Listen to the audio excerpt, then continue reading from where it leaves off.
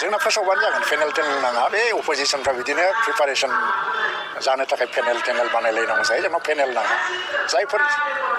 गेलेनो थाखाय लुबैदों बिसोर गासिबो कम्पिटेन्ट एबाथ' जोङो कम्पिटेन्सिखौ नायगोन माने जायफ्रानाखि खुंथायावबो एसे आइडिया दङ जायफ्रानाखि भारतनि संबिजितखौ मोजाङै फरफोर बुंनो हायो जायफ्रानाखि भारतनि आयेनफोरनि सायाव गियान दङ जायफ्रानाखि सामाजिक लेभेलाव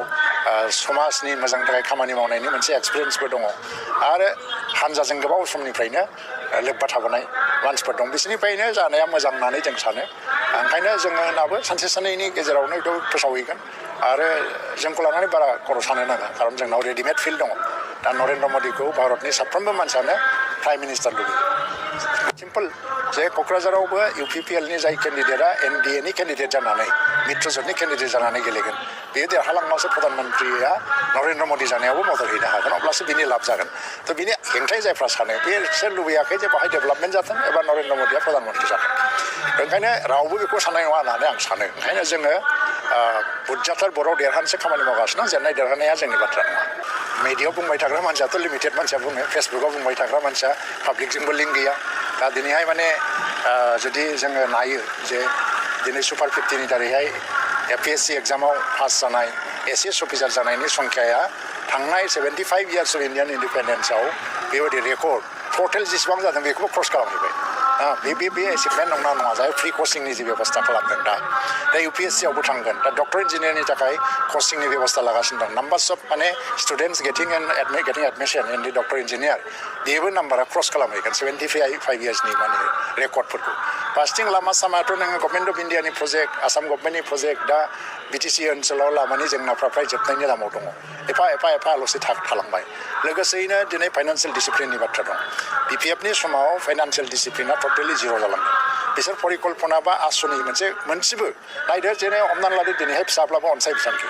बा आइ अनसाय बिथांखि बा गियान सोरां बिथांखि फिन रोदोमखां बिथांखि बे बिथांखिनि दारै फैसा एमाउन्टफ्रा खमब्लाबो जे सोलांबाय थादों बे जाहैबाय मोनसे कन्टिनिउवास प्रसेस आरो BPFनि 17 बोसोराव बेबायदि कन्टिनिउवास प्रसेस सोलिनाय खुनु बिथांखि गैया खारन थानाय मोनबा गभर्नमेन्टआ कन्टिनिउवास प्रसेस बेखौ गोरलैनो सोलायनो हाया दिनै सोलायनांगौआनो जायाखै बेबायदि खुनु प्रसेसआनो गैया बाहाय दा दिनैहाय आसाम गभर्नमेन्टआ अरुनदय लादों नेक्स्ट गोदान गभर्नमेन्ट फैयोबा बेखौ जुदि बन्द खालामनांगौबा केबिनेट डिसिसन नांगोन नोङो एसेम्ब्लियाव पास जानांगौ जागोन अरुनदयल' नङा दस्रा स्किमफोरखौबो खिन्थु केन्सेल खालामनो थाखायबोथ' स्किमा थानांगोन नङा होमबा बिदि स्किमखौबो जों मोनाखै केन्सेल खालामनो नागिरनाबो मोनाखै जोङो दानि काउन्सिलाव हाग्रामाया मा स्किम स्टार्ट खालामलाङामोन थ' बेयो मोनसे मा होनो बिदिखौ माने आन्डारस्टेन्डिं लेभेलाव माने एखेबारे टेम्परारि बेसिसाव खामानिफोरखौ मावलांदों बिसोर खुनु पार्मानेन्ट मोनसे मोजां आसनि बिसोर स्टार्ट खालामलाङाखै थ' जायनि थाखाय दिनै डेभेलपमेन्टफ्रा गैया जादों मेडिकेल कलेज जों मोनबाय गंनै मेडिकेल कलेज मोनबाय जों क'क्राझारा दे आगोलाव जाबाय बेबो एकर्डनि मोनसे माबाजों खिन्थु तामुलपुराथ' जोंनि गभर्नमेन्ट फैनायनि उनाव खुनु आन्दलनबो जायाखिसै दिनै फाग्लादियानि सायाव बाल्टी रिभारनि सायाव तामुलपुर टु मुसलपुर बारलाय थांलाय फैलाय लामा हान्थिनायाव गंब्रै गंबा लामानि जेंनाया 17 बोसोराव गंसेबो जोबाखै जों फैनायनि उनावहाय बाहाय गंब्रै लामा माने बिल्डिं जाबाय मा होनो ब्रिज जाबाय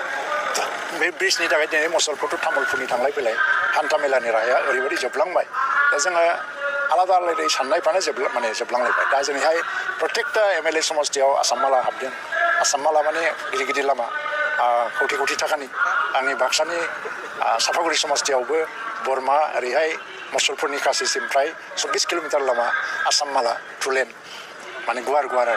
थ' बेबायदि लामा हाबगासिनो दं बरमानिफ्राय तामुलपुरसिम दमदमा जानानै आसाम माला हाबदों क'क्राझाराव दङ आरो चिराङाव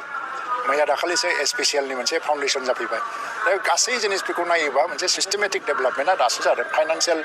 इनडिसिप्लिन गैया मिसरुल गैया खिन्थु बै BPFनि समनि 17 बोसोराव फाइनान्सियेल डिसिप्लिन होननाय जेबो गैया बेखौ केगनि रिपर्टआबो क्लियार बुंखाजोब्बाय आरो